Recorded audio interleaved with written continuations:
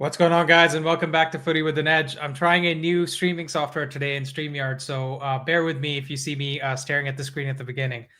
But we're here for the Liverpool preview, and this is a big game.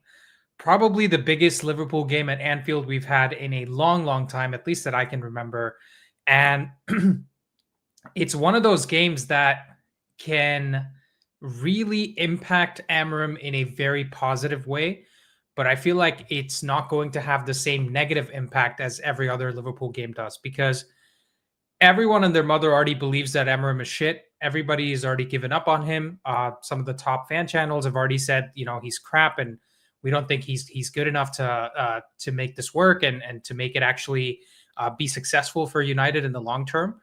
So I feel like this is a bit of a free hit. Does anybody else feel that way? I obviously did my preview on the channel already, so go check that out if you haven't done that yet. It came out around 12 hours ago, and I just feel like this is a great opportunity for United to go do something that we haven't done in a very long time. And I don't know, are you guys excited about this? Let me just get a poll going.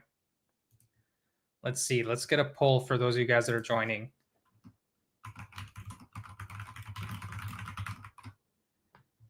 Not a free hit. It's do or die 100%. That's what Rishi says. All right, we started off the poll, guys. Sorry, I've got a bit of a throat, but basically, how are you guys feeling? How's the mood in the United camp? How's the mood within the United fans regards to this game? Because I don't know about you guys. I am very excited. Like I said, let's talk about the game a little bit. I basically covered this in my preview. Like I said, I think he's going to put Szoboszlai at right back. I don't think Kirkaz is going to play either. It's going to be Robertson that plays instead of him. Now, I heard through the grapevine that Konate might be injured, so I don't even know who would play in place of Konate. I need to take a look at the Liverpool squad. Let's take a look at this. By the way, guys, for those of you that are just joining the stream, please join the StreamYard link that's pinned in the chat, and I can bring you into the call to listen to your thoughts. And Rishi obviously would love to have you here as well. But let's take a look at the Liverpool squad and who could play instead of Konate. It's probably going to be Joe Gomez, right? Unless you're going to tell me he's also injured. No, he's not. So it's probably going to be Joe Gomez.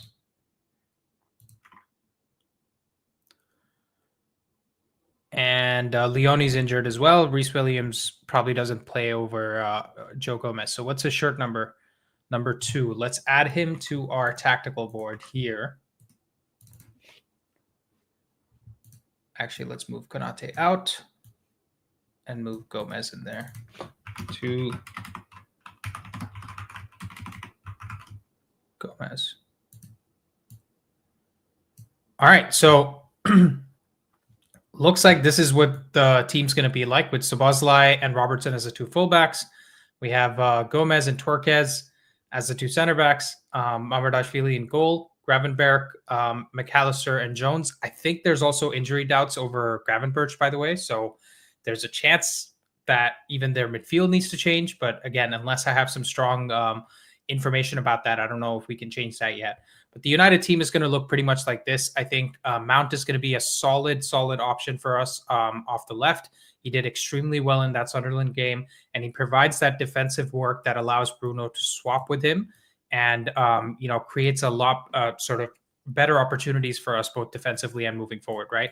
The problem we have with Cunha a little bit is that he's not doing the defensive work that Amarim wants him to do, and you could see him actually sort of yelling at Cunha as well in the last game that he came on against Sunderland. But Mount is going to, be a sure shot starter. I think with Dalot, a lot of people are hating on Dalot, and rightly so. I mean, I can't really blame you for hating on Dalot because he's been the one player that's been very up and down since he's joined us, and I feel like it's really hard to take because you see him be one of the best players under Ten Hag in that second season when we basically had a lot of injuries, and we finished 8th, right? And we got into the Europa League because of winning the FA Cup. And he was one of our best players in that season. But we're in a position now where he's misplacing normal passes. The team around him is a lot better. We don't have the same injuries. The coach is arguably better as well, but he's making simple mistakes. So I don't really know how we can, put 2 and 2 together in that situation. Ahmad obviously should start. He had a goal and assist for Ivory Coast in the international break, and I think he's helped them qualify for the World Cup. So he's in great form, and I think I would definitely be excited to see what he could do. Let's not forget he scored the winning goal against Liverpool in that famous FA Cup quarterfinal victory that we had, the 4-3. Mbumo had a tough time with Cameroon. I think they lost to Cape Verde, or Cape Verde finished on top of their group, and so Cameroon now have a difficult time to get to the World Cup.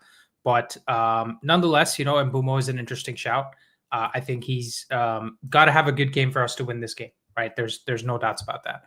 And then Sheshko. Sheshko is the one that almost every fan channel that I've been following, or even Talk of the Devils, was watching that podcast.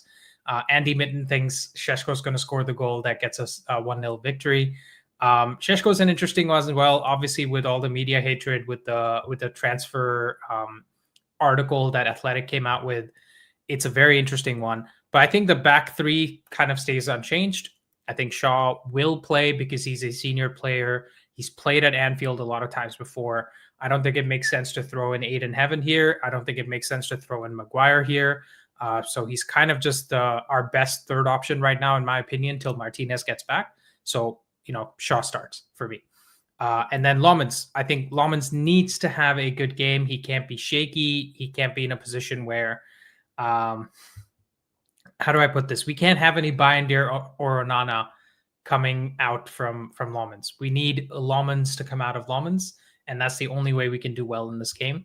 So we need him to be resolute. They're going to try a lot of corners and free kicks that are going to potentially cause us trouble. So Lomans needs to have a good game as well. But essentially, that's the team. And in my opinion, again, go check out my preview video. It's still up on the channel. I think it's going to be Mount should start ahead of Cunha. D says, and Charlie Adams says, personally, Dorgu and Dalot should start in away games. Ahmad can come on depending if we're doing well or not. I would disagree with you on this one because Ahmad is in really good form and he's been our best right wing back, right? And Dalot, you could argue, has been our best left wing back because both him and Dorgu have the same number of assists. So it's hard to say if one is going to be better than the other in this game because there's really not that much between each of them, except for the fact that Dalot is much more experienced. He's the older player. He's in the senior leadership team, apparently. So, I don't know. Marcus says Lomans didn't look shaky in front of the Stretford end. He'll be fine.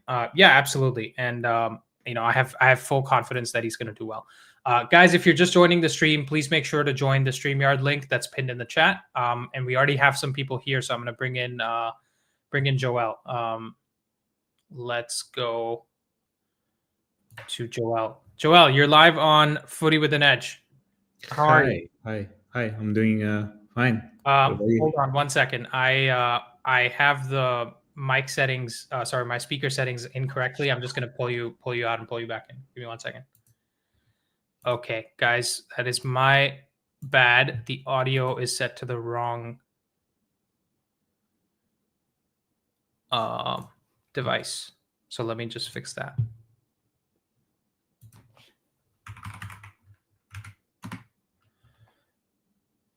Okay. So let's go there and hopefully that's fixed it. Okay.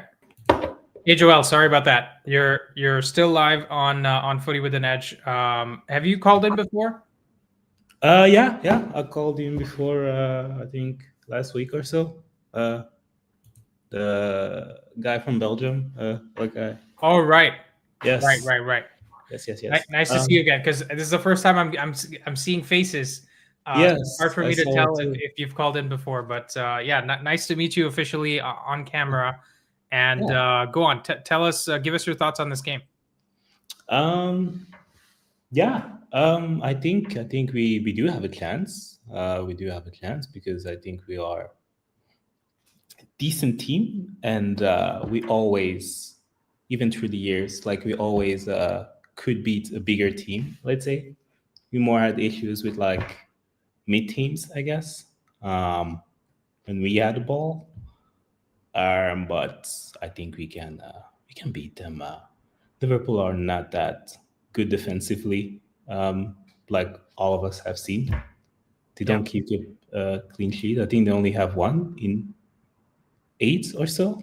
So yeah, I mean we do have a chance. I think I also heard this stat today that Liverpool have every single game for Liverpool, win or lose this Yeah, season, yeah, has been decided after the 83rd minute. yes, yeah, Right. So every single game has been very close and has been yes, decided by one goal or two goals, but they've always been scored, in the last 10 minutes of the game. Right. So yeah, basically we're in a position where we're playing a team. If we look at the expected points table, I know a lot of people, don't like looking at underlying stats and XG and all that, but if we look at the expected points table, they're actually below us in the league, right? yeah. Like they should be having less points than they do, and we should be having more points than we do. Mhm. And had they not had amazing goal scoring from some of their forwards, they would have been below us in the table, and this would have been a completely different fixture. Yeah, but I mean, those are things that I know because I'm also really into stats. Also, so I've been Yeah, also like seeing these things, and yeah, Liverpool, they're just they are just always like overscoring the teams that they're playing, I guess. And yeah, like I feel like they've been lucky in a way because they give away a lot of chances. Like around, I think against Crystal Palace, I think it was not the last game, but the game before that. Oh yeah, because the last game was two against games. Yeah, two Premier League games ago, yeah, they played Crystal Palace. Yeah. like Crystal Palace. Like that should have been 5-1 or something like that. Like they Oh, got absolutely, destroyed. absolutely. They should have been 4-0 down in the first half. Yeah, yeah, And that was I analyzed that game for the Glasner video that I did, uh-huh. and Allison made this crazy save Yeah, in like the 10th minute or something, yes, or 13th minute. They should have been 2-0 down, and they had yeah. four big chances in the first half. Like They if I hit the can, post also. yeah, Mateta was really good. Like yeah, no, they were lucky. They were lucky yeah. because it should have been I like I have the stats here because you're talking about it. I just pulled it up. They had mhm, four big chances that they conceded versus Crystal Palace, and they mhm. missed three of them. Had they Yeah, scored those three, they would have been 4-0 down. And in the yeah. second half, they had three more big chances. Oh They God. conceded only Okay. one of them. So I don't Yeah. think even you guys, I don't think you guys appreciate this. By the way, Joel, thanks for bringing this up. Uh huh. Even when United lost 7-0 to Liverpool, they Yeah. didn't have seven big chances against us. True. Yeah. They scored all. I think they scored like They all had their less than shots. 3 xG. Yeah, they had less than 3 xG Yeah. to score seven goals because they had a lot of finishes that kind of just went into the net. Yeah. Not to say they didn't deserve to win that game, but obviously, the margin of victory that they had in that game was a lot to do Mhm. with really good finishing, and like basically any shot they were kicking was going into the net. Whereas Yeah. in this game, they were like well beaten by Crystal Palace, even though the scoreline was just 2-1. Right. Mhm. So they've been really lucky in a lot of their games this season. And Joel makes a great point, which is Yeah. it's Liverpool, like the brand, the team is what we're scared about, not this current version of Liverpool. Yeah. Right. And Because and we need to really be cognizant of that fact and not try to blow smoke up Liverpool's ass for no yeah, reason. yeah, yeah, for sure. Because I mean, I'm sure that they will. I guess it will be a different game because there was also like international break and whatever.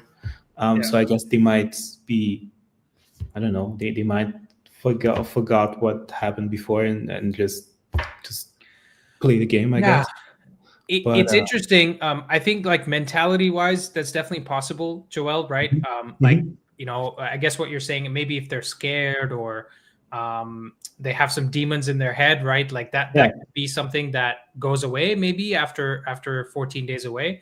But yeah, the thing that I'm trying to understand is, right, like even though the Liverpool preview video, somebody commented and said, oh, what if Slot just irons out all these problems, right? All the problems that I pointed out, what if Slot just works on them over the break and then, we're still screwed? And my point is, I don't think those problems are new to Slot, right? Uh-huh. It's not like the Chelsea game was the first time he knew those things were happening, Yeah. right? So it's possible that they prepared for it for the Chelsea game because there were already two losses in a row and Hmm. they still couldn't figure it out, right? Hmm. Because sometimes it's not enough for somebody to say, hey, there's a banana skin on the road. I still need Hmm. to look down and see where it is and not step on it, Yeah. right? Yeah. If Yeah. somebody tells me exactly where it is, but I still fall on it, that's not really, it's hard to say that they're not going to make the same mistake again. Yeah. So Yeah. because the profile of their players, right, is very, let's say it's not very complimentary, right? They have a Hmm. lot of players that are basically trying to attack, trying to create, even their midfield, Yes. right? Like Yes. people like to pretend that Gravenberch is the second coming of Vieira just because he had Yeah. a good season last year, Yeah. and he's not, right? He's He good on he the wasn't ball, that type but of player even at Ajax, yeah. so he doesn't have the same defensive, let's say, And qualities that yeah. you would want from someone like a Fabinho, like a Henderson, like a Wijnaldum, right? So the balance of their midfield is very bad. And Um, and that's also a thing that people forget. They He was at Bayern Munich, and he didn't work out over there, and everyone thought like he was going to be the next big thing, but even they were like, no, like he I think I think for him, like he's good on the ball, but then for him, like covering ground is not really like his thing. He's not like I think, um, oh, I think you could a little bit compare him with Paul Pogba, if that makes sense. yeah, yeah, for You sure. can a little bit compare him like that. Even though I think his long shots or long passing is not as good, but like on the ball and so like he's really good. Stylistically, they look a little similar. I Yeah, would say Pogba was a lot better with dribbling, passing, etc. yeah, And maybe Gravenberch is a little better with his shooting, like long, yeah. long shooting, right? Like usually at Ajax, he, if I remember, he played with a more defensive player next to him, and that was who was that again?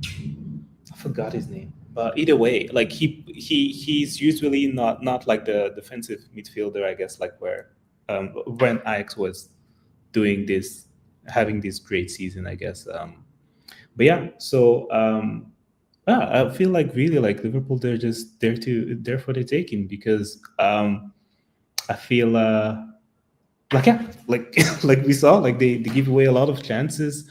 Hopefully we take our chances. That's also a thing because we've been missing a lot of chances and creating a lot, I guess, or like or like the last pass is like not working out like too many times. Also, like I feel like we've been. I mean, like you said it multiple times. Like we've been very unlucky with individual mistakes and missing our chances because like same thing like like because sometimes like I just keep looking back at like games from before and looking at stats and whatever. Like the game against City, yes, we lost 3-0, but we should not have lost that game 3-0 because that's not a 3-0 game. Like Yeah, the first goal, like I think yeah, sorry, I'm going on a rant. But like I feel like Amarin, like he is telling the truth in his press conferences. I feel like he's not like acting like some managers do, but I think he's like telling the truth because I remember him saying after City that the first goal, like he was right, that should never happen because um, Doku takes the ball and there are like 4 or 5 players around him, so he has yeah. no right to like go past Well, Shaw. he kind of bundles the ball over, right? Like he Yeah, gets a little lucky, right? Maybe yeah, it's like a FIFA deflection, yeah, right? A little bit. yeah. And listen, those things happen in the game, but the point is that what Joel is trying to say is basically no matter what happens in the game, it seems like all the unlucky stuff happens to us, Happens to and all us. the lucky stuff tends to happen to the other team because Yes. I was looking at some statistics yesterday, and Manchester City in I think 5 out of the 7 games they've played this season in the Premier League have more goals than XG, Okay. Yeah. right? Whereas United only have more goals than XG in one game, Yeah. right? Because Yeah. basically they have Holland who's They're scoring all their believable. Yeah. chances, and we have what we have Yeah. to, and we're not really clicking yet. And guys, it's not to say that Sheshko is crap. It's not to say Mbumo is No. crap. It's not saying Cunha is crap. These guys have just come into the team. Holland has been playing for Man City for, this is his third season, I think, or maybe his fourth season. And he's like, one of the most expensive players in the world. So, Yeah. there's levels to this in the sense that we need to realize just because everybody thinks United is shit doesn't mean when we're losing games, look, they're losing because they're shit, right? That's a very like basic analysis. We need to go beyond that and realize like, okay, we're losing, but are we playing well? Are we doing the right things? Yeah. Right? Because like if you, I don't know what you do for a living, Joel, but for example, if you're a salesperson, right? And there's a sales manager that's judging how good or bad your performance is. Yeah. What they will look at is, okay, you're not closing deals right now, but are you doing the underlying work, right? Are you making the calls? Are you, sending the right messages? Are you putting in the effort, essentially to reach the end goal? And I feel like right now we're a struggling salesperson that's not hitting our quota, but we're trying very hard to make it happen, right? Yes. Yeah, that's what we are, and it's just, it's but then at the same time, I am really positive, or maybe I'm delusional, I guess you can call, but I feel like there is a way out of here, because if you look at, because I'm sure that our goalkeeping, Bayendier, I'm sorry, but he should have been gone like way before. Like, I'm sure that Lemons, if he plays the next game and stays in goal, we will have less, we will be less shaky for sure, because there are a lot of goalkeeping mistakes. Like, we do have too many. Like, this season, I could only say, like, I don't know, like maybe 5 goals or 4 goals that we conceded could have been prevented if we had a different goalkeeper, like 100%. Like, it's not even. So you can look at the Arsenal goal that Bayendier conceded. Yeah. I remember the third goal Brentford. against Brentford. I 2 think one of goals. the goals against Burnley as well. Yeah. And Brentford, there were 2 goals. And then you could Against say, City. against City as well. So there's like 4 or 5 goals that makes a big difference. And that's my point, right? Even before, like, and I'm not trying to, do revisionist history and defend Ten Hag, but if you look at Ten Hag's, was it second season where in the Champions League, Rasmus Højlund was scoring. He was the top scorer in the group stage, by the way, in the Champions League this year. And what does Onana do? Onana just lets all the goals in. Anybody that wants a goal, he's doing charity basically. And that cost us the entire Champions League campaign. And that season obviously was the beginning of the end for Ten Hag.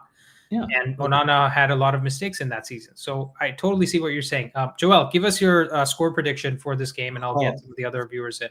I would say 2-1, but it's going to be very scrappy. Scrappy 2-1. Okay. Yeah. Awesome. Well, I hope you mean 2-1 United. Yeah, 2-1 for us. Yeah, it's hard to say, because we're talking all this positive stuff, and you're like, "Oh, Liverpool's gonna win." But I can't even disagree with you because we've been so shit for so long. But okay, awesome, Joel.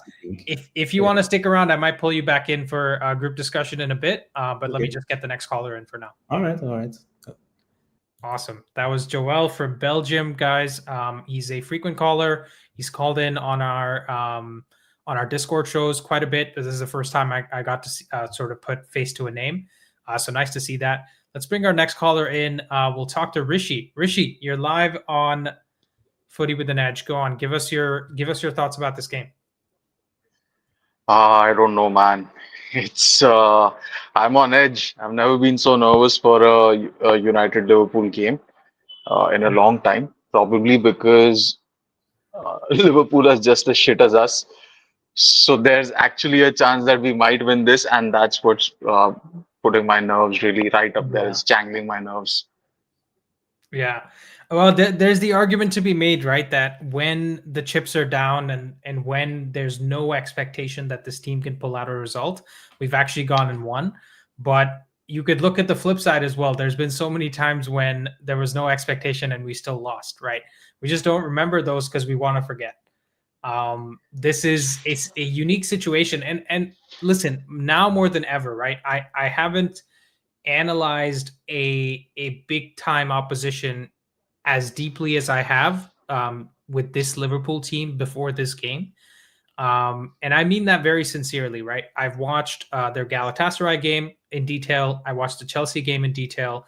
And I also watched the Crystal Palace game in detail. And I've made 2 videos out of these 3 games. And in just watching the first 15, 20 minutes of Liverpool, in any of the games they've played recently, you get to see how many issues they have in their team. And that's the only thing that's giving me a little bit of comfort, right?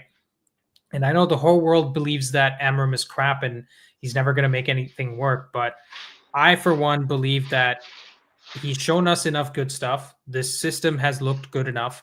There's a lot of media bias against us, especially JJ Bull.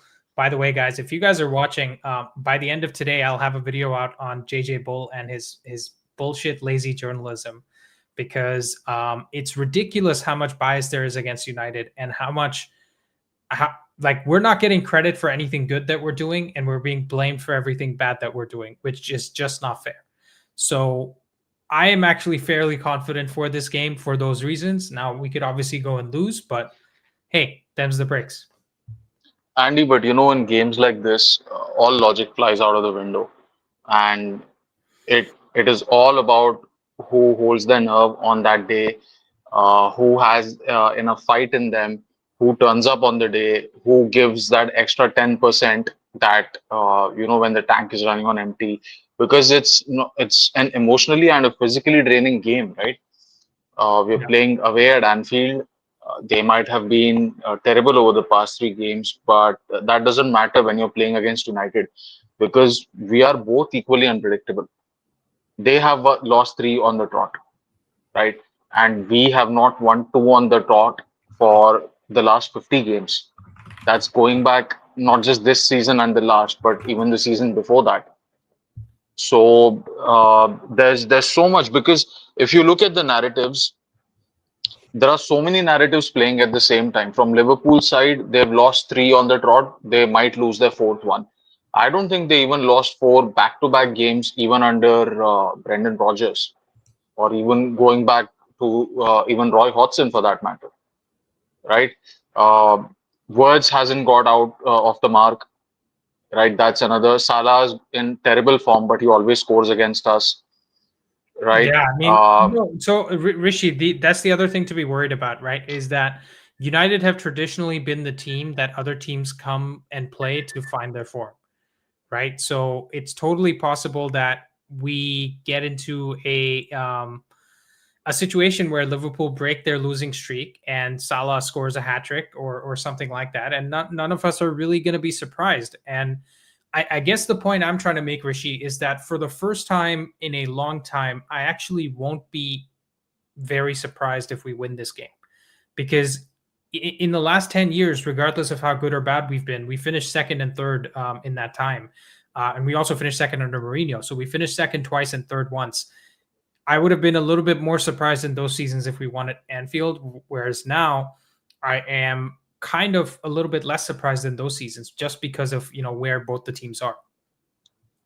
Yeah, but everything you said about our chances of winning, you could apply the same thing to our chances of losing also, right? You won't be surprised if we lose. You won't be as surprised if we lost because No, the we've not had expectation that is that we're going to consistency. lose. That's my point, right? Right, The right. expectation is that we're going to lose, and so that won't be a surprise. Whereas if we win, it should technically be more of a surprise. But my point is, I could see us winning, right? Because we, again, this is not like the City game where we're going in and everybody was so confident. But I was one of the few online that was like, I don't think we're going to win this game. Actually, we could lose big Right. because Guardiola could just sit back and defend. This game is at Anfield. I think Slot is going to want to figure out a lot of his issues. So I don't see them just sitting back and trying to counterattack. And even if that is the case, they have so many spaces and gaps in their defensive structure that I think that, United still has a chance. I think I'm in this game, right? I actually, more than the result, I'm looking forward to the mentality that these players exhibit, because that's the one thing that we've been inconsistent in. We have won our first title or first trophy in 6 years, and a week later we've been thrashed 7-0. We've suffered a collective head loss, right? And this is the same team that had no chance last year and still drew 2-2 against them, right? And it was a terrible conditions. The pitch was wet, it was snowing, raining. I don't know what it was like. And we came out of nowhere and we managed to draw that game, right? So it can happen that, oh, by the way, I think Michael Oliver is the referee tomorrow, and he's refereeing the third United Liverpool game on the trot. It's This on is the third Sunday. season he's doing it. It's on Sunday, right? The game. Yeah, it's on Sunday. So this is all set up because this is going to be the juiciest game of the season so far, because everything is lining up together. There are two teams that are not in the best of the moment, right? And it's a combustible game. It's happening at Anfield, one of the historic stadiums in England. The referee is a prat. He loves to be the center of attention, right? Yeah, So there but are to be so many fair, narratives. would you feel any better if it was Anthony Taylor who was managing the game?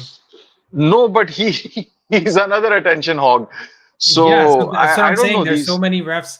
There's so many. In fact, I think Yeah, Darren England is the VAR. So somebody in the preview comments mentioned that with Michael Oliver and Darren England, there's guaranteed going to be a penalty for Liverpool. And yeah, obviously, look, we could go into this game, play amazing, and have a red card and lose, right? So yeah. um, even that can happen. But I'm just saying, all things equal, this is probably the most excited I've been about going to Anfield and winning, because they just have a very lopsided team and sort of lots of issues right now.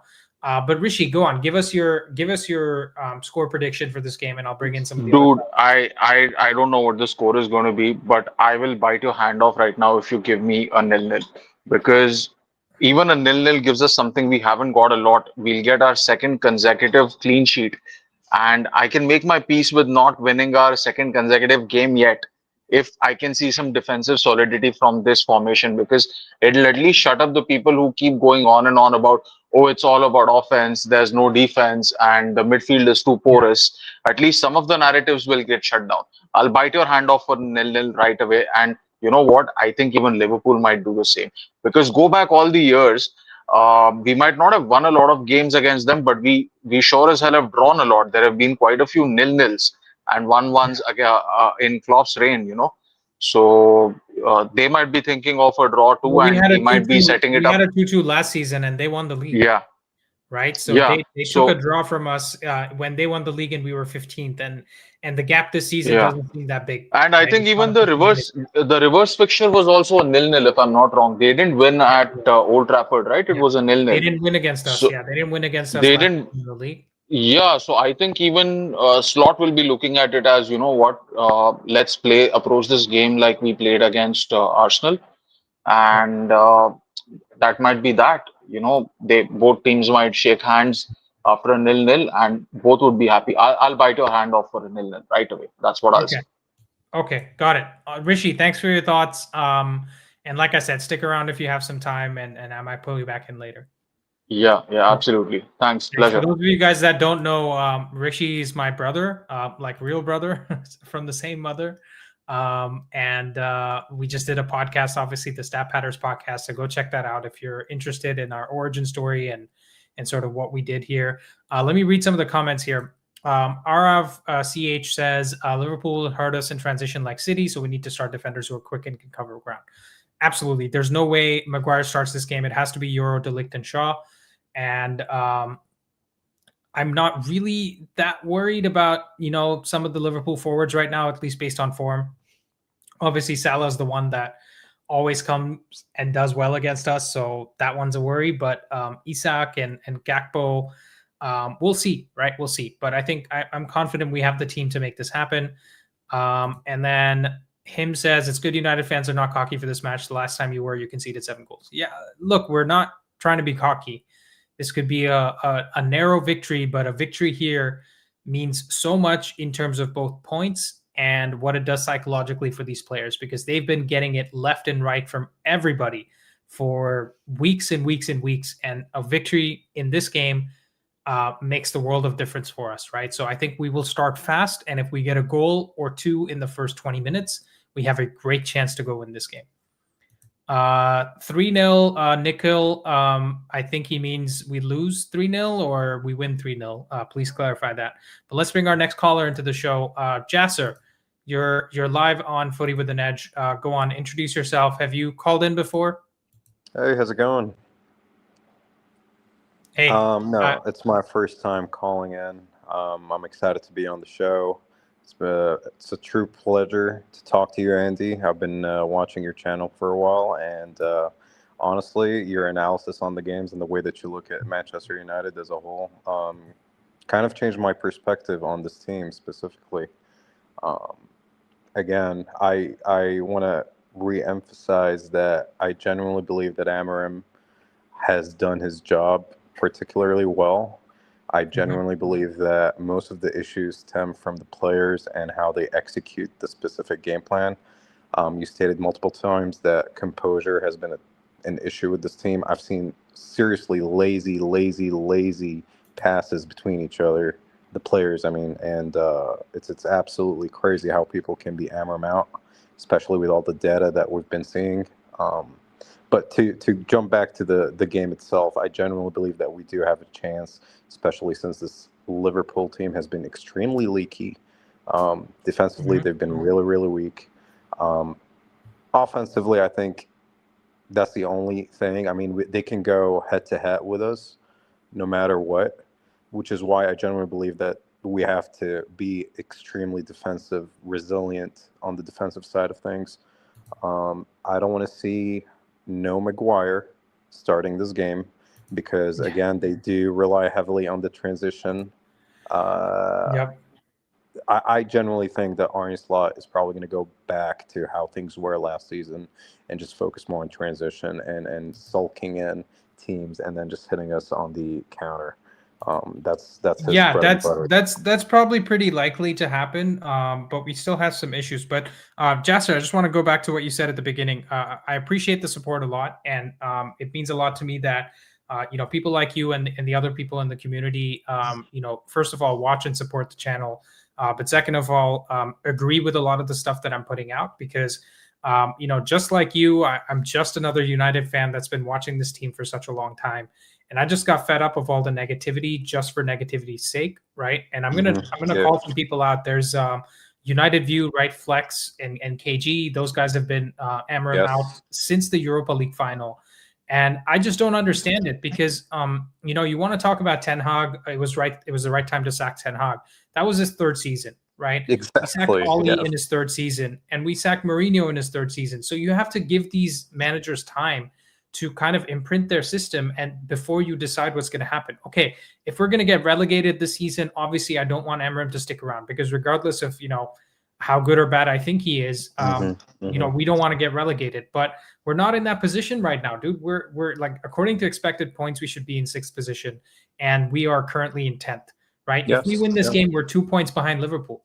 So what the hell is everybody so upset about? Everybody's, considering the 50 games that he's been here and all that. Exactly. I think a lot of these quote unquote fans, they take into account Amorim's first season where he joined mid-season with a completely different system that does not work with this Manchester United team, and they just expected things to just work out as soon as possible and as quick as possible. But honestly, that's not the reality. I mean, you're taking a completely different system with the players that we didn't have players for the left wing back and right wing back role. You can say Dalot. Dalot isn't even a wing back, man. His offensive, he's so horrible offensively.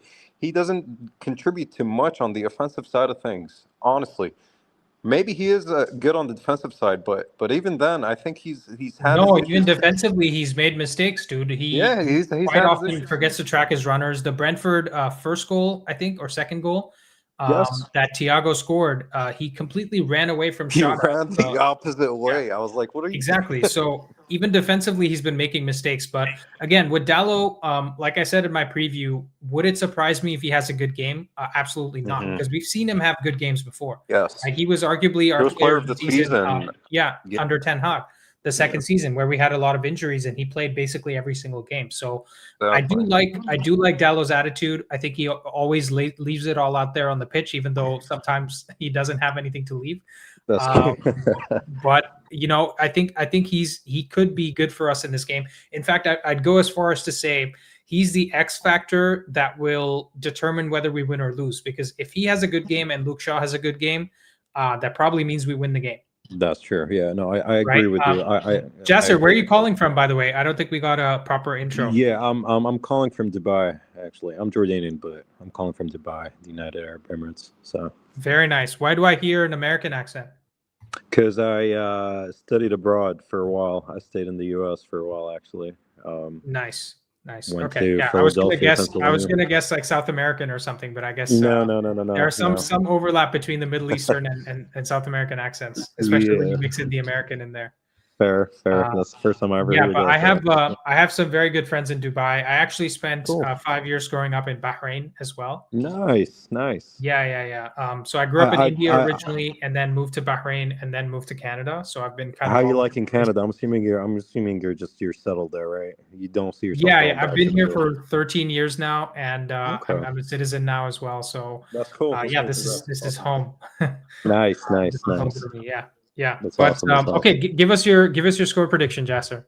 I'm gonna go with a 2-1 United.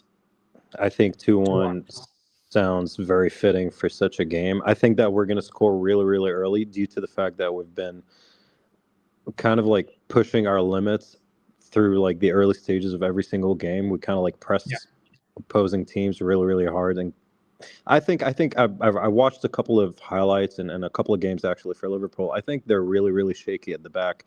So the way that we set up, I think it can hurt them on the pressing side, and I think we can possibly nick an early goal, get on the defensive side of things, and then hit them on the counter once or twice with Sesko and the long balls and yeah, I think it's going to be a 2-1 win. And to be frank, before I go, I think most of the pressure is actually on Liverpool more than it is on United. I think the fact that they lost 3 in a row, and people already started talking about Arne Slot and his like, some people are actually turning against Slot, and they're like, he might not be the guy for Liverpool. Also Salah, by the way. Or Salah, yeah, exactly. So I think a lot of pressure is on Liverpool right now more than us. I think if we just, even if we draw, I think that's a good thing. But I just want to see a good showing. I want to see those players actually giving it their all and not being lazy on the ball and taking care of the ball, most importantly. And if we can do that, if we can nick a draw, that's great. But I generally think we can win this. I think we're going to go for this. You know what, Jasser? I'll put it this way. I think it is a massive disaster if Liverpool lose this game, whereas if we lose this game, it's what's expected. Exactly. Right? So there's a lot more pressure on Liverpool to not lose. Mm-hmm. I even think a draw is a bad result for them because their ambitions are to win the title. Yes, right? They're the champions, and they're looking, especially with the transfer. If we get a draw or a win, then that's a horrible, horrible result for them. And obviously, we know who Arsenal fans are going to be supporting in this game. So exactly. So more the merrier, I guess, right? Yeah, exactly. Anyways, Jasser, you smashed it. Thank you so much for a first-time call. It's Jasser from Dubai, and hopefully you can call in again. Also, if you want to wait, I might pull you in later for more of a group discussion. Sounds good. I'll be around. Cool. Thank you. All right. That's Jasser, guys. Smashed it for first-time call. Let's get 433. Hey, do you want to introduce yourself? Yeah, well, my name is Kishan, but I guess you could call me 433 per se. Okay. Kishan, nice to meet you. Where are you calling from? The States, USA. Nice. Which state? Which state? Florida. Nice to meet you. Have you called in before? No, first time. I recently found the channel maybe a week or two ago. Okay, gotcha. Well, how you doing? Give us your thoughts on this game. Not well. Firstly, just to digress a bit, I think well, at least the fans that want Ruben Amorim out, which I think I fall in that like bracket. I think we have a right to, in the sense of like, I don't think you can rock up to United finishing 15th and not expect people wanting it out, right? In terms of me and my perspective on Amorim, staying at the club, it changed recently when Ratcliffe did an interview in which he stated that he needs to demonstrate that the team is improving. We need to get wins on the board. And I think in terms of how he came across was more like, listen, us sacking him now doesn't change anything because the next manager is also going to need time. So with United being 6 points off first place, whatever the case is, going into the Liverpool game now, okay, Liverpool, they've lost the last, 3 games, 2 in the Premier League, 1 in the Champions League. And, they haven't been the best this season. Now, for me personally, if United goes into that game and it's a close game where Liverpool wins that game, I wouldn't really feel bothered in any sense, at least if the performance is good against Liverpool. I mean, at the end, you have the likes of Mohamed Salah, you have Ekitike, Alexander Isak. I think these guys are more seasoned. I think they're better than us as individuals, right? But I think it's one of those games where it will be a tight game to an extent. You mentioned, teams use United as a way to get back in form in a sense, right? We have seen it with big teams and small teams as well. But a loss for me wouldn't, as I said, bother me. I'm pretty positive going into this game. Listen, sometimes people don't put context to things. And if you look at United this season, specifically this season, we have played games in which we didn't finish our chances, right? And that has been a major criticism of this United team, even from the manager. Even if he doesn't say it word for word, he slightly says it in the sense that we have to improve, we have to finish our chances. And, against Liverpool and their defense, it's not the same defense of like 3-4 seasons ago when, Van Dijk was at the top and they had the likes of Joe Gomez, Trent Alexander-Arnold, Robertson was firing on all cylinders, So I think even Joel Matip, right? They had Joel Matip, Matip was there as well. Very good center back, Yeah, so it's not the same Liverpool defense. In terms of the attacking front line, I watched them against Chelsea. I think, Salah was absolutely woeful in that game. Isak was missing, whatever the case is. But attacking-wise, can this United defense hold them off? To an extent, yes. Lenny Yoro, Dalot, some of these guys, I think they can. I think we have seen them before put teams at bay in terms of in the attacking sense. But can the Liverpool defense hold this United team off? If we make the right decisions in the final third, I do believe that we can, beat Liverpool. It's going to be a very close game, but we can beat them. Keyshawn, I have a question for you because I feel like you're saying a lot of the things that I've been saying on the channel, but you are Amorim out. So I wanna hear from you more. Because no, I was Amorim out. Oh, okay, you've changed your mind. But what I was saying is my perspective changed when Ratcliffe did the interview recently when he was saying that, listen, and I think some people don't comprehend well. He's not saying that he's going to give him 3 seasons. Obviously, if the guy's doing bad, he's going to sack him, right? But he's saying sacking him now is not going to change anything. He got some new players in. He needs time. And if you look at the season so far, I mean, you would think that United would have been like 10 points off first place. I mean, it's 6 points off first place. I'm not saying that if we win tomorrow, we're going to win the next 5 games or whatever the case is, but, we just have to take it one game at a time. Yeah. No, absolutely. And so, okay, now that we're on the same page with what your thoughts are, I couldn't agree with you more, right? Because I'll tell you what, according to the expected points table, right? And I'm looking at this website called XGstat, we should be second in the league right now, and Liverpool should be third, right? So Liverpool isn't, let's say, as bad as people are thinking, and United are clearly not as bad as people are thinking, because we should have scored 5 more goals than we have, and we should have conceded 1 less goal than we have. So that's a positive goal difference of like a goal difference change of 6 that we should have. And if you look at all these close games that we had where, we lost against Arsenal, we probably should have drawn that game. We drew against Fulham, we probably should have won that game. And then we go into the Grimsby game with 4 points in 2 games in the Premier League, and maybe we win the Grimsby game too, right? But things have been going sort of bad against us, and I feel like not a lot of it has directly to do with Amorim, right? Because how many goalkeeping mistakes have cost us this season? How many individual mistakes from defenders or some other players have cost us this season? So yeah, we're definitely fully on the same page here. I think in terms of like individual mistakes, I think that's where like we could judge Amorim to an extent in terms of like maybe not getting a number one goalkeeper from the start in a sense. In terms of Lamin's obviously good debut, hopefully his performance from that debut continues because he will be tested against the likes of Liverpool, etc., etc. But for me, I think the true test of this team will be after the Liverpool game in terms of those run of games. Not to say that these games will be easy, but this is where the team and the manager should be stepping up in terms of collecting points and, United progressing moving forward.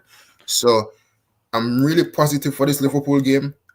Also, one reason as to why, Amorim last season went away to City. He did beat them. I know that we lost to City this season, but it is what it is. So, I think we can beat Liverpool. Yeah, absolutely. And listen, I think in terms of the goalkeeper, Amorim was pretty clear, I think, even at the end of last season that he didn't want Onana, right? And he didn't start the season with Onana. And I think the club kind of dragged their heels a little bit in terms of buying a number one goalkeeper. And I think the club were just hoping that Bayindir would work. And that's why we waited so long to get Lammens in, right? So I don't know if that is really Amorim's fault, but listen, we can talk about the Amorim's mistakes as well, because I'm not, for me to be an Amorim inner doesn't mean that I think all his decisions have been good decisions, right? He has made mistakes for sure. Like for example, in the Brentford game, in my preview I had Euro on the thumbnail. I said Euro must start this game, and he started Maguire instead. And guess what? We conceded 2 counterattacking goals. Right. So there's mistakes that Amorim has made for sure. I think we should have lost the City game, and we did lose the City game. We should have lost the Brentford game. We did lose the Brentford game. But I think the Fulham game, we probably should have won that instead of drawing.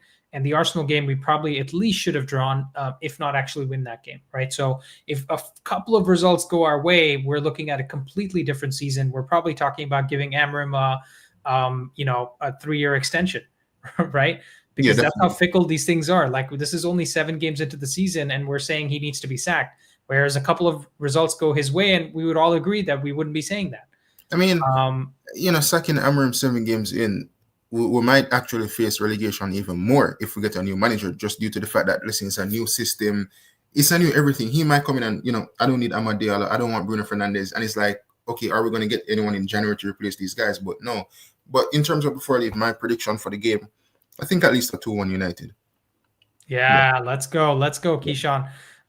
So tell us, how long have you been watching United? How long have you been supporting this team? Or probably a decade.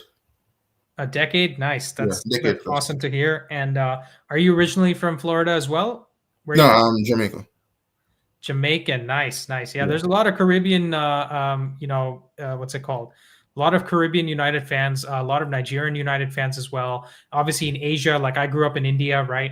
And my brother also grew up in India, and we both support United. I feel like United, Liverpool, and Chelsea are like the main teams that most people support outside of the UK. So it's very, very nice to see that. Well, 43, really nice to meet you, man. I hope you can keep calling back in. And if you want to wait around as well, I might just pull you in for a quick group discussion with Rishi and the others. Definitely. Cool. All right. That's Keyshawn calling in for the first time. Smashing call. Very interesting. He's actually a Amorim outer that changed his mind very recently. So maybe some more of you can also be converted if we see a good result in this game, because he's basically saying that he realized what Ratcliffe was saying, and essentially, given that it's going to take a lot of time for the new manager to also fix it, we might as well give that time to Amorim. And I definitely agree that's a very pragmatic way to look at it. Personally, I think just in terms of the coaching and the way he's handled the media has been also very good. But, absolutely, if the reasoning for you is to say, like, listen, we just have to give him time because we're in that type of position right now, then that's fair. All right, Finney, you're live on Footy with an Edge. Go on, tell the first-time viewers where you're calling from and introduce yourself. Hello again. I've called before. Yes, I recognize you. I'm just saying. I am calling from Russia. I've been on the show twice, I think. No, more than twice. It's been at least 3 or 4 times. Definitely not 3 or 4. I guarantee you that. Okay. So the Liverpool game, eh? Yeah, the Liverpool game. I am a bit nervous about it. And I'm usually not, because for the past 10 years, I always view the Anfield game as, well, we're just going to lose, aren't we? Or at the very least, we're definitely not winning. And we haven't won in a while, to be fair. Or haven't even been close to winning, really. The closest we've been is actually last year, I think. Yeah, the 2-2. When Maguire, I think it was, missed the chance last minute. The last minute chance, yes. Yeah, but this time I'm nervous because I actually feel like we have a chance to win. Mm-hmm. Partly because of how we've been playing, and partly because Liverpool have lost 3 in a row and haven't looked convincing all season, I would say. Even the games they've won been quite shaky, I would say. So yeah, I don't know. I feel like I might be in for some big disappointment come Sunday, because I don't think we're going to win, but I'm hoping for the first time in a while that we actually might. Yeah, that we actually might do something, and it's interesting, right? Because I totally see where you're coming from. I think the same reasons that I'm excited about this win are the same reasons I dread watching this game, because can somebody come on here and guarantee me that we're not going to get smashed like 4-0 in this game? No. As long as it's not 7, we're good, I think. Well, it could be 8, right? So it won't be 7. But my point is that I am excited for all the reasons that I outlined in my preview, because I think we can actually exploit Liverpool's weaknesses a lot. The gaps in their defensive structure. They're not a very compact team, both offensively and defensively, and that's a big problem when you play against a 3-4-3, because there's a lot of movement happening in the inside sort of channels, right? So I am excited for those reasons, but at the same time, listen, we have problems in our midfield. We tend to overcommit on the press and leave Casemiro too much work to do in the midfield. So there's totally a chance that we put ourselves in a situation where Liverpool get 1 or 2 goals early, and then we struggle to come back when we're 1 or 2 goals down. We get more shaky, right? Because this team doesn't have confidence. So I can see the negative happening, but at the same time, I'm even more nervous, I guess, with the positives that I see the potential of. So along those lines, do you think he plays a Bruno in midfield? Oh yeah, 100%. Because I think if we do, we're in trouble. Because if we go with our usual Bruno Casemiro pivot, I think we might be in trouble, because it's all well and good at doing that against Sunderland, but even teams like Brentford can exploit that sort of open midfield where we overcommit, or where Bruno overcommits and leaves Casemiro on his own, and he just can't cover the ground. Because I was thinking maybe he plays Casemiro Ugarte or Casemiro Main or something like that, and Bruno starts in Cunha's spot maybe. So Mount gets dropped? Maybe. Well, I can't imagine he's going to drop a Bruno, and he's not going to drop Mbeumo. Yeah. I just know this is the headache with still having Bruno in the team, but him not playing in the 10s. It's just, how do you fit that without basically sabotaging the midfield in every game? That's true. I mean, look, it's a bit of a catch-22, right? Because you look at it this way: if we go into that game in the first 20 minutes, we managed to press Liverpool and win the ball back, like in their defensive third. Do I trust Bruno or do I trust Ugarte to execute that pass? It's definitely Bruno. I don't But trust on the Ugarte other hand, you could say, anymore, I'll be honest yeah, with you. exactly. So on the other hand, you can say, who do you trust to win the ball back in their defensive third? It's probably Ugarte over Bruno. So it's hard to say, what's better, what's worse. I think the problem we have now is that Cunha started doing really well in that left-hand spot, and I don't think he'd want to change. Sorry, not Cunha, Mount. Mount has been doing really well in that left-hand spot, and we probably don't want to move him out of position. Bruno's been and Mbumo's been doing well in that right-hand spot. We don't want to move him out. Ahmad's been doing well as well. So, it's either Bruno starts as the 8 next to Casemiro, or you're basically saying that Bruno needs to be benched, and that's a difficult one for us to take as well, right? Because he has been our most consistent player over a long time, and we've seen many games where if he doesn't play, we struggle. Yeah, it's almost makes me wish that we actually took the chance and actually sold him to Saudi, but at the same time, like, hindsight is 2020. When the question was raised, my gut feeling was we don't sell Bruno, because without Bruno, we probably get relegated last season. Yeah.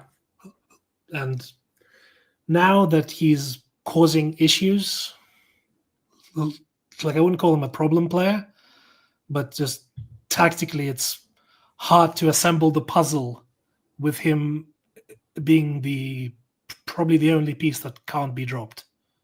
Yeah. Along with maybe Mbumo. It's just hard to fit him into a functional side. Yeah. And I think that's going to be a headache for the entire season, pretty much, because he doesn't get injured. So it's just going to have to be a what if, a question mark for the entire season. Yeah. And I imagine he just plays the entire season in that spot and we suffer the consequences. Maybe we buy a better partner for him in January, but I'm not sure. About the money situation. Well, I mean, it's not impossible that he becomes better over time playing that position. He's still not going to be the perfect player that we want, right? In that 2-man midfield. But let's say in the scenario that the season goes well, Bruno plays well in the 8, right? I feel like those two things have to happen at the same time. Whereas if the season doesn't go well, Bruno is a problem in the 8. And I think that's what you're saying too. Yeah. Okay, Finn, what's your score prediction for this game? That is the question, isn't it? I think, thinking about it logically, both teams are going to score, I think, because Liverpool are leaky and we're pretty much the same. Like, I don't trust us to not concede a goal against a good team. And Liverpool, despite all the struggles, are still a good team and have some really good players in their attacking line, even though some of them might not be in form. But so with that in mind, I think the most optimistic prediction I can give is a similar result to last season, something like a 2-2 draw, maybe a 2-1 loss. Is what I'm really thinking, but I'm hoping for a score draw. Yeah. No, that's fair. I think both of those results, by the way, aren't the end of the world for us, right? Even a narrow they're completely loss fine. Is, There's not much pressure on us. We can lose this 3-0 and still be fine, I would say, because most people expect us to lose. Yeah, exactly. Great points, Finn. Thanks for joining and sharing your thoughts. I'm just going to speak to the last caller here. If you want to wait around, I'm going to pull in Rishi back in a couple of minutes, so you can just wait. I might, I'll stick around. Cool. Thanks, Finn. All right, let's bring our last individual caller here. By the way, guys, if you want to join the call as well, the stream the link is pinned in the chat. Jesus, can't get my words out. Varun, you're live on Footy with an Edge. Go on. Give us your thoughts about this game. Hey, how's it going, mate? You doing well? Yeah, doing well. How about you? Doing well. Excited for Sunday. I was just listening to you guys chat about the game as well, and kind of have the same opinions. Like, I think we know I think we don't know how Liverpool will play or what kind of Liverpool will turn up, but I think everyone knows what kind of football we're going to play, right? So it for me, it's maybe going to be the same approach as Sunderland, where we defend, have more of a passive mid block, and try and hit them on the counter, because they do leave a lot of space in behind. So, I'm not the biggest fan of that approach, but it depends on who you're playing against, and team like Liverpool, I think that would work. So I'm cautiously optimistic. I'll say that. I'm cautiously optimistic, but I'm also I've also seen that optimism turn into absolute rage and anger after the game over the course of the last 11 months. Well, I think that's all of us, right, Varun? I think we're all cautiously optimistic. I don't think any of us are in this position where, just because of how bad things have been, there's nobody out here saying it with their chest, like, we're going to go smash them. Everyone is basically in a position where, I feel like the most surprising result is a win for us, right? And that's true of us anytime in the last 10 years when we go to Anfield. But I do think I'm a little bit less surprised than I would be before, if that makes any sense, because I feel like Liverpool have huge issues in their team. That Slot has, like 10 issues to work out at the same time, because a lot of their players, right, like Ekitike was signed to, let's say, play over Diaz, but he's not giving you the same off the ball work, right? Because Diaz was a pressing monster. He was really good off the ball, gave you a lot of defensive work rate, whereas Ekitike is a totally different profile of player. You had Darwin Núñez as well, who's been replaced by Isak, which you would say on paper is like a no-brainer, but Isak is still coming back into fitness, and he's not really a pressing player either. Salah's a year older, so he's not pressing as much. And their midfield is like a bunch of creators that are not really, defensive midfielders. So it's basically the opposite midfield to what they had under Klopp, which was, 3 grafters, whereas now you have 3 nice, cute players playing in midfield. Yeah, I mean, I think Liverpool's problems go a bit beyond that as well. I think it's just a matter of balance, to be honest. I think what's really changed, and Liverpool fans won't like this, but I think they're really missing Trent. If you look at them last season, you see Salah, instead of getting the ball on the touchline, getting the ball, receiving it into space, So with Liverpool last season, it wasn't really, when I watched them play, it wasn't really a matter of players and positions. It was more about getting the tempo right. And Liverpool did this really well last season, where they could come up with a change in tempo. It's not about controlling the space on the pitch. It's controlling the time on the ball, and when you arrive into those spaces. This season, they've lost a lot of that from Trent. I don't think they really have anyone. Maybe Szoboszlai, and maybe that's why you've seen him play in that right back position as well. But yeah, Salah has been completely nerfed in this new way of they're playing. And I think what's really happened with them is, I think they were preparing for a post-Salah season. Unfortunately, Salah's still here. So if they move to something like, I don't know, some other formation or some other model where they can get Isak and Ekitike together, I think that'd be great. But lucky for us, they're not there yet. And I think what interesting thing, Varun, I would say, out of all the changes they've made in their team, the 2 that are affecting them the most are the lack of Diaz and the lack of Trent, right? Yeah. And Trent is, he's never been known for his defensive work, but because of the style of play that he had, where he was more like a deep lying playmaker, right? Yeah. Where he would sit deep in his own half and try to pull strings and switch to play and things like that. There was more, let's say, there was another body deeper on the pitch. Whereas now the fullbacks that they've purchased are basically like wingers that are playing at fullback.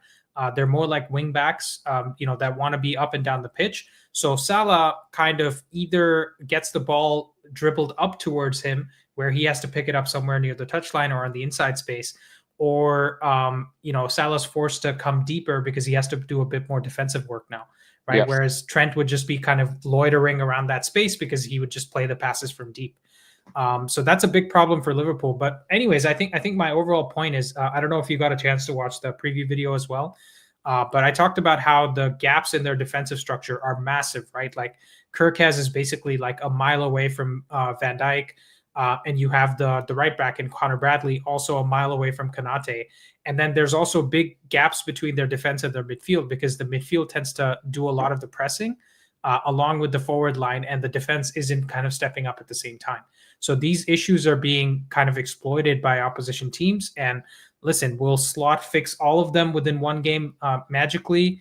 I doubt it. But there's a chance that they try to be more cautious and take a page out of City's book and just play counterattacking football against us. No, which is totally possible. I don't think that's going to happen. I think, and this is my fear, just coming back to us as well, where I think, usually these types of games, you want to maintain that control the midfield. And, Amarin's system is predicated on sort of avoiding midfield altogether, which is fine. It can work. I'm not saying it doesn't work. In certain games it will work, like it did against Sunderland.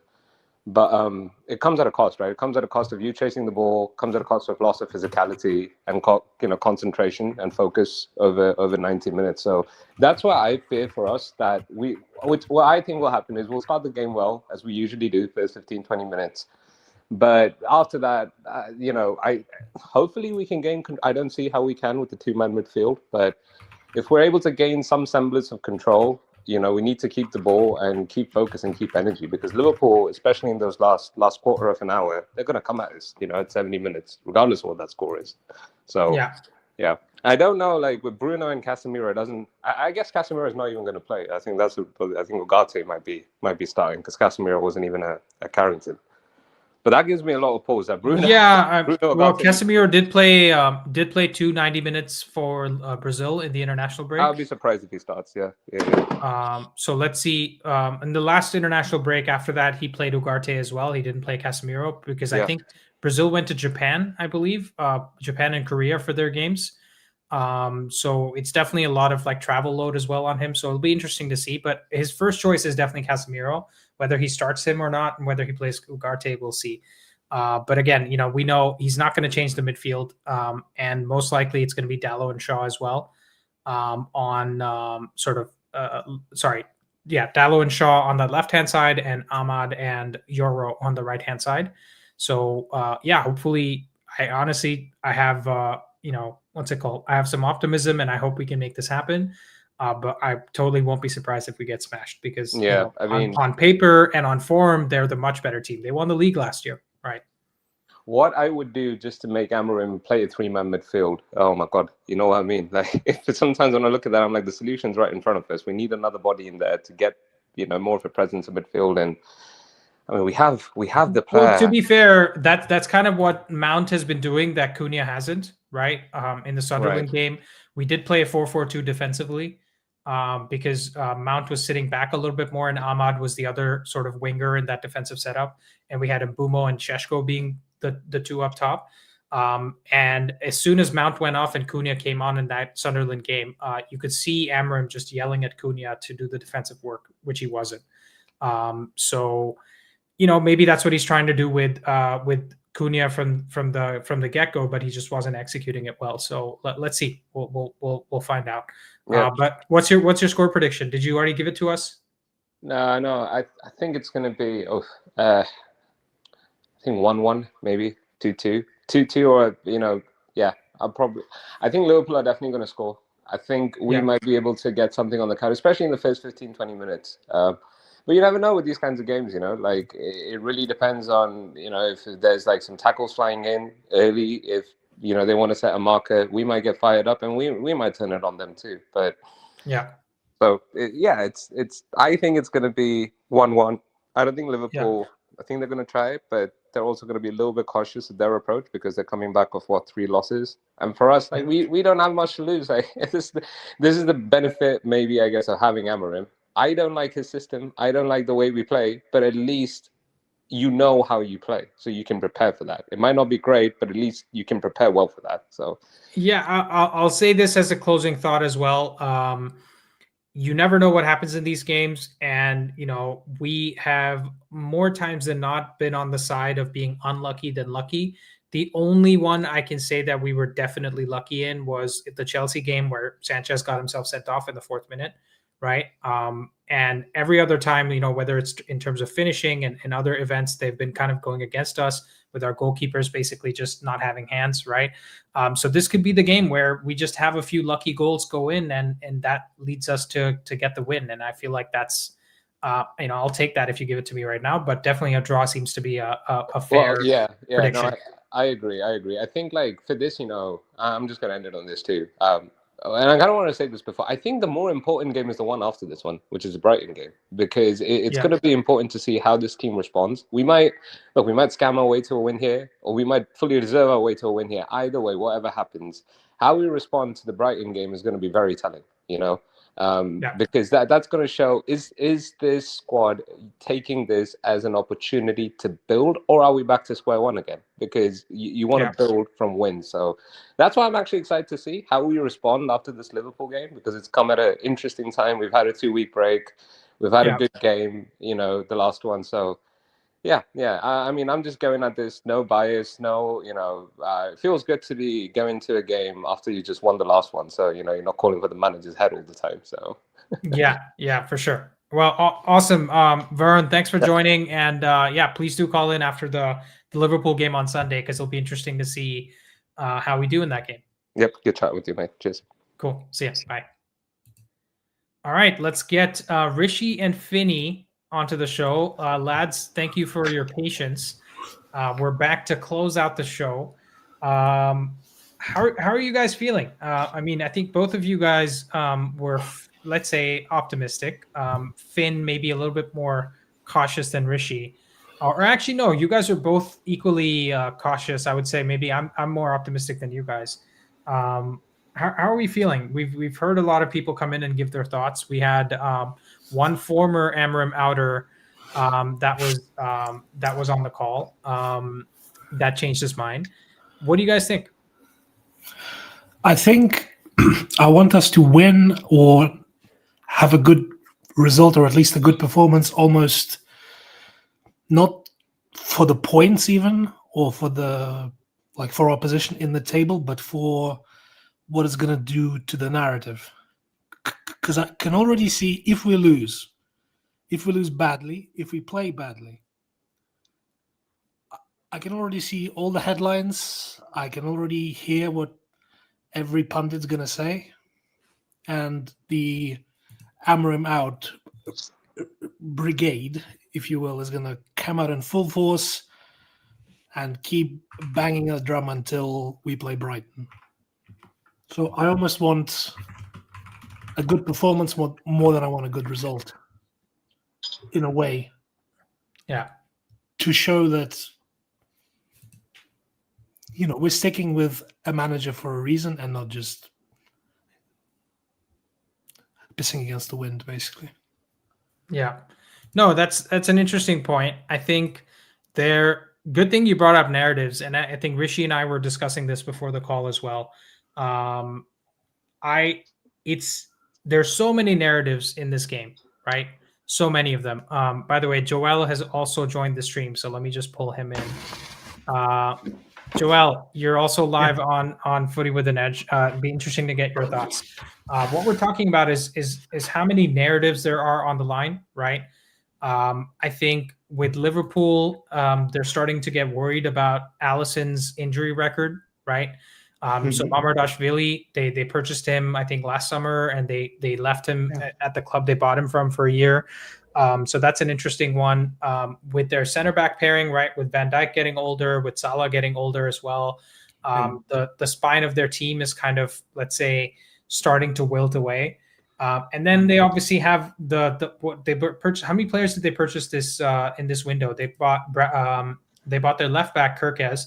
They bought Frimpong, Ekitike, Wirtz, and Isak. And out of those 5 players, they might only have. There's also the young centre back, right? Calvini or something. Leone.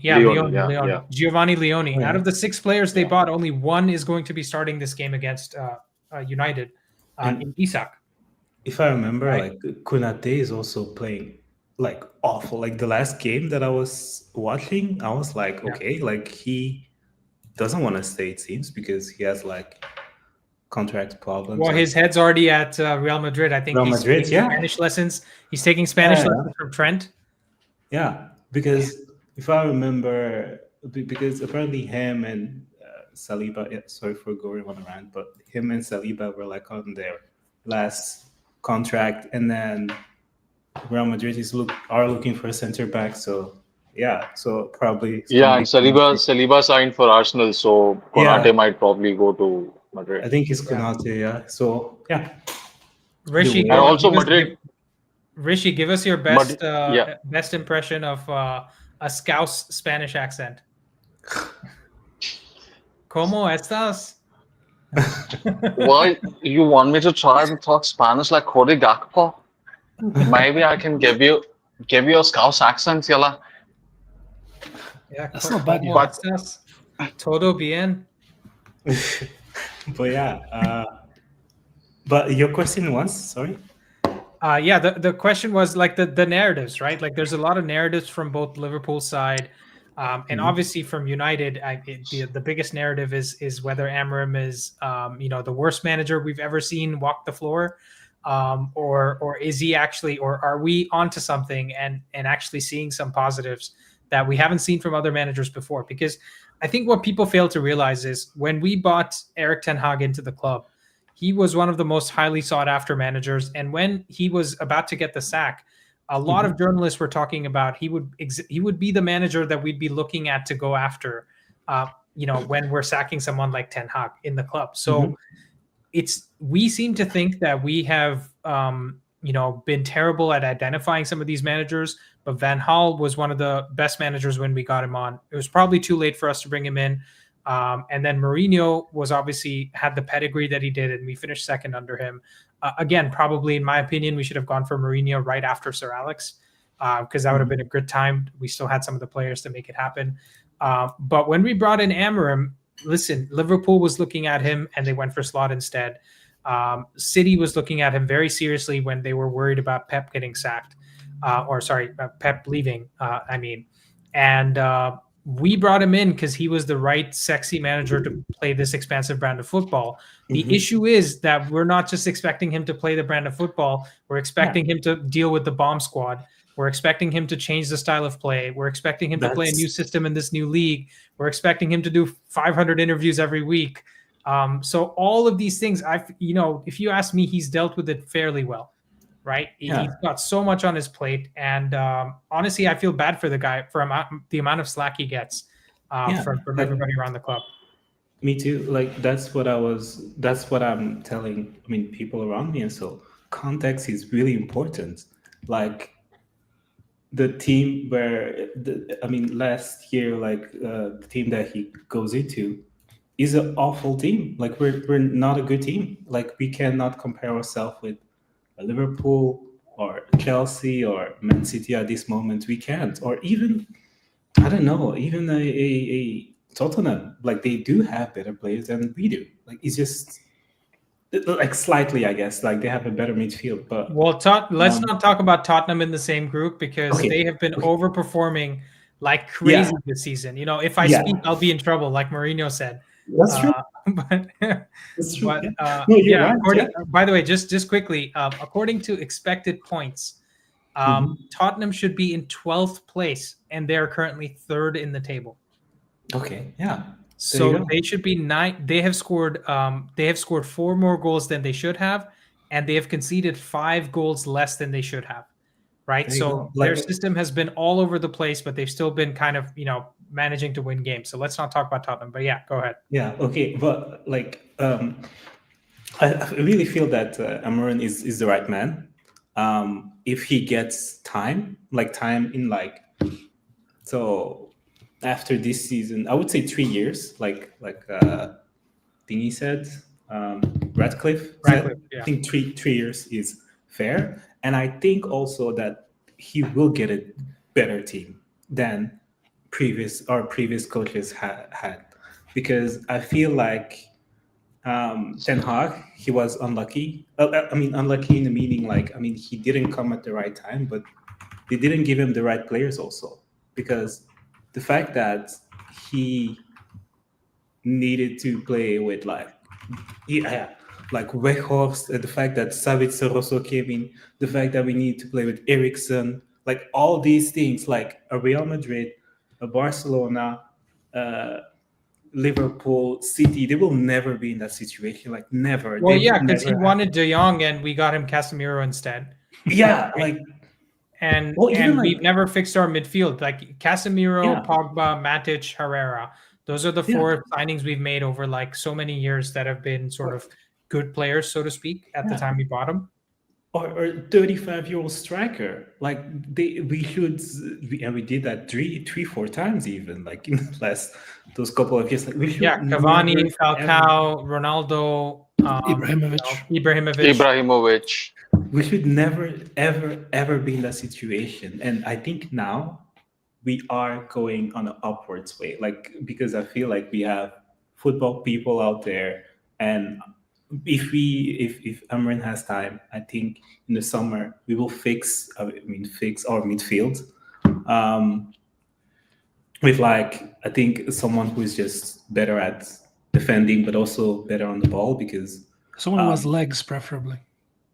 yeah, because I mean the whole Bruno situation, like the fact that he needs to play in midfield, like I don't think he's such a big problem. I think it's more a problem the person who's playing next to him. I agree with that. I think Like Bruno, I think he needs to play, because I think his like ball progression, ball progression, and he's switching also, because we in this setup, I think we really rely on like switching on the other side on the right moments, and I think the key part of Amram's or Amram ball, so to speak, is verticality, right? He wants to get the ball as quickly as possible into the forwards and cause problems for the other team. And man, if I speak about the Athletic again, like JJ Bull made this whole segment on the Athletic podcast talking about why, because we're progressing the ball forward, we're taking too many long shots. Guys, I went into detail and looked at all the long shots that City have taken and all the long shots that United have taken. And guess what? They've taken more than we have. Okay. A higher percentage of their shots are long shots than ours. And we have less XG coming from long shots than they do. So if you take out the long shot XG from their XG and from ours, we're basically creating more from inside the box than they are. So JJ Bull's talking about us having poor chance creation because we're shooting from long JJ he basically made the argument that the way we create XG is unsustainable. Yeah. And it's just absolutely bizarre. We have more XG from inside the box than City do. And City are playing with Haaland and all these other players that are way better than our players. So what the hell are you talking about? That's just lazy journalism to say something like that. Guys, do you want to hear a shocker? A couple of days back, Michael Owen came out in support of Amarin, and he said that this talk about the formation and the system is just crap. It's gone on too long, and it's got no it's got no base to go off of. Like, it's completely uncalled for. And when Michael Owen is coming out with a strong statement, when Michael Owen is probably right, something is really wrong. Yeah, exactly. Well, usually Michael Owen's analysis is like, you have to score a goal, right? So if he can say something that is supposed to be a tap in, then you can tell how obvious something is, right? Yeah. But then, there's something else. So just, Andy, you brought up quite a few good points, and Joel too. In fact, Joel, you spoke about reinventing the midfield. I think that itself is like got enough material in there for 2 or 3 Stat Padders podcasts, maybe in parts, because there's so much to talk about in that department, right? And Andy, Andy, you spoke about how this one man, Amarim, is doing so many things at the same time, and he's expected to do all of them at a very high level. I think it's extremely unsustainable. You saw within the first 3 or 4 months in the job how tired he was looking. And at this point, you got to raise a question at people like Jason Wilcox and Omar Barada, because if you look at the other clubs, their directors of football, their CEOs, they're quite vocal and they interface with the media quite a bit. The manager isn't expected to answer for everything under the sun. This isn't like the England job where Southgate does everything, but he does it only 3 or 4 times a year.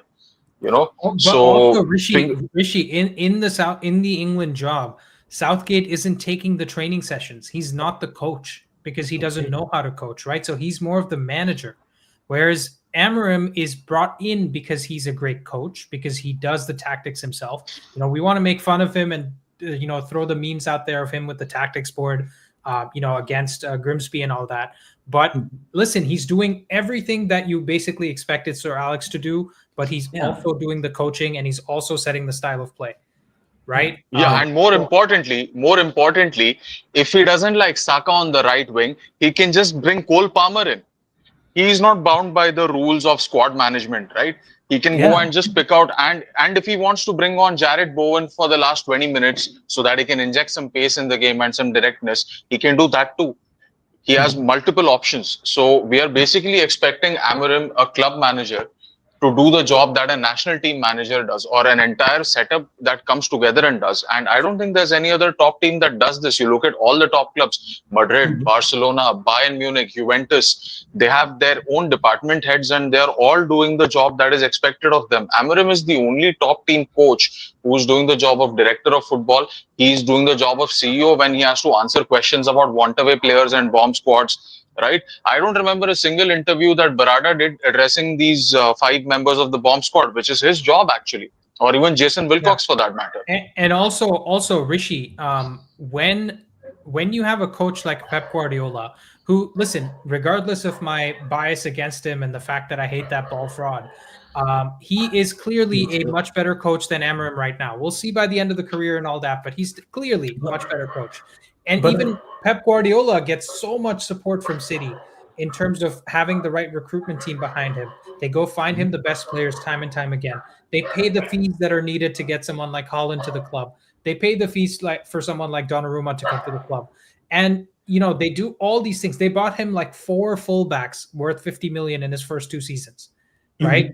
And they basically did whatever he needed to set the team up like the way he wanted. And that's how he's been so successful. So how they started building the team around him before he was even there. Before he was there, while exactly. Pellegrini and Mancini were managing, Guardiola was the manager in mind for Man City, for the upper management. Yeah, exactly. And Amorim has not had any of that support. And we want to sit here and say he's the worst thing.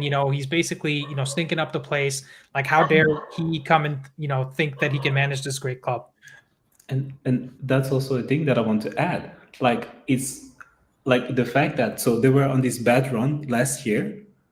And the fact that in January, I think they bought 4 players or something like that, right? Like Marmoush and all these other players, like they spent like 200 Yeah, they spent close to 300 million. Yeah, like in January. And then this season, like he brought a goalkeeper and then he replaces a goalkeeper in the same window. Like another coach doesn't get that opportunity to do that, because I'm almost 100% sure if Amorim had if they could have replaced the goalkeeper, the budget. If we had the budget to replace the goalkeeper earlier, he would have said yes. If he was told you get a striker like last year in January because Højlund is not doing it and Rashford is leaving and Sancho is leaving and whatever, if he got attacking players and a midfielder, we would have done way better. We would have not. He would have sold Maguire like the second he could have. Yeah, I think he also lets go of Shaw. He probably keeps Dalot and what's it called, Bruno, because of the Portuguese connection. But any non-Portuguese player in the squad would be up for sale. Like if we had Qatar money, I think we could, you could argue we can upgrade on De Ligt as well, even though he's been our best player this season. Oh, he's good. No, he's good. He's good. My point is there a better center back out there if we had, no restrictions? If you had Andy, if we had Qatar, if we had Qatar instead of Ineos, we get Michael Olise in the 2024 summer window. Imagine that, the best right winger in the world right now. He plays at the right 10, and Amorim coaching Olise in that right 10 spot, that is like a match made in heaven. I don't know a single coach and player and formation and position match as good as Olise in that right 10 spot. Tell me if I'm wrong.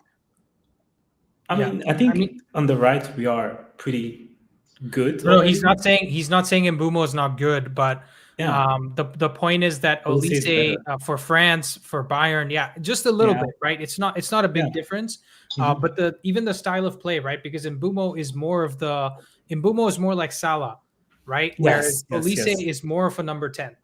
Who actually plays in that position. So look, Mbeumo's going to do great work, and I think he's one of Rishi's favorite players as well. So nobody's throwing shade at Mbeumo. Yeah, absolutely. There's no shade on Umbumo. Okay. Absolutely not. I'm just saying that with Qatar in place and with Amorim as the coach, I was listening to the Athletic podcast yesterday, I think, and they even admitted that what Amorim is doing as a coach has not really been done by anyone else.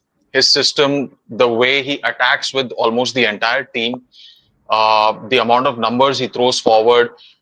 There's always that one person who crashes through the wall and gets his nose broken, and that's probably Amorim that we are seeing. And who knows, 2 years later, that might be the system that everyone apes. You know how prime Barca came back with the tiki taka, and then everyone in even the second division was trying to ape that system. Amorim might be the guy whose system gets copied. Yeah, I think there's a couple of managers, right? Because I think with the three at the back system, there are two managers that are clearly sort of path breaking. That is, I think Amorim and also Oliver Glasner, right? I want to give Glasner his flowers because what he's shown is how can you have a very resolute team that does not have the best players and have them overperform on a week-to-week basis because he plays in the mid block. He plays with less possession, and then he gears up his teams to play well on the counterattack. I think that is something that the lower division teams can absolutely adapt. Yeah. Whereas the best teams in the world are going to see Amorim's system and say, this is the best antithesis we have to a four at the back system that plays high possession, high pressing football. And listen, if we win this game against Liverpool, guys, bringing it back to this game, it will be because of the system. Okay, because the system really pulls a lot of the players. When we win, it's never about the system. It's only when we lose, don't you know? Oh yeah, of course. Yeah, that's good. Yeah. Brilliant point, Penny. Finn is no the one talks about the system representative. when we win. Yeah. Finn is the athletic representative on the podcast, guys. I forgot to mention that. But being paid by the hour. Yeah, great point. I agree with you. But anyways, guys, let's give your score predictions, and then we'll end the call here. It's already been an hour and 40 minutes almost. So Joel, go on, give us your score prediction as a reminder. I know you did when we spoke earlier, but what did you say it was going to be? Oh, I said 2-1, but then our wingbacks need to do our best, and hopefully Dalot doesn't play because he does weird things at times. But yeah. You know what, mate? If we're sitting here expecting a win, why can't we sit here and expect Dalot to have a good game? Okay, yeah, he can have a good game, but it's like it's not often. Like sometimes he just does things like it was like last year. I remember. I think it was also against Liverpool where he had to just cross the ball and Holding Putter just had a tap in and he just please just don't play. By the way, Nonstop, who's the Chelsea fan, says 1-1.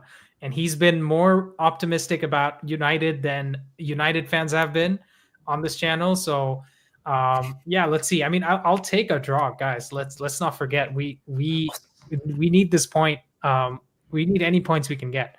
So 1-1 would be good. Yeah, so go for it. Can I say one more thing? Sorry. But we should have won the game last year against them, by the way. Maguire should have scored that chance. Yeah. The pass should have been better, actually, I think. Yeah. Yeah, well, whatever, right? Like Maguire should have done something to make it happen. But he didn't. Go on, Finn. Give us your score prediction again. I think you went for a draw. Is that correct? I'm hoping for a draw. If I have to bet money, I'm thinking we lose 2-1. Okay, got it. Rishi? Okay, so I didn't really give a prediction. I said I would love to take a 0-0 right now. But I just had a thought as the show was going on. You know how Liverpool have been losing these last few games, and literally it's the XG that has caught up with them, the lack of goal scoring opportunities that has caught up with them. I'm thinking maybe our XG catches up with us and we smash them 3-0. Who knows? Ooh. Could be. All right, spicy. Spicy. This is a you know a pizza with chili flakes and jalapenos and hot sauce and everything on it because that's a spicy take. You know what, Rishi? I'm gonna be very honest with you. And now the cat's out of the bag too, guys. Like we're brothers, right? I don't know if you guys knew this, Joel and Finn, but we are related. And I actually agree with him. I think this could be a game that shocks everybody, and we actually win big. But when I say win big, I don't mean like 7-0 or something like that. I just mean like a 2-0, 3-0 win could be on the cards. But again, I will not be surprised if I was to make a bet. I would be in the same boat as Finn, where I'd say the bet should be 2-1, and the way I'm hedging my bet is even if I lose money and we win because I bet on a loss, I'm going to be happy with that. No, you cannot do that. What do you mean? Like bet for us to lose? Bet against us. Come on. I mean, do you just like losing money, Joel? Because if that's so, just give me your money I would instead. generally advise against betting for Man United games this season. Yeah, because we haven't had or at least 2 betting consecutive good performances so far. It's gonna happen now. It's gonna happen. Let's do it. Now would be the time. Let's do it, man. Yeah, it's time. It's the best you time. want to win 2 games in a row in the Premier League?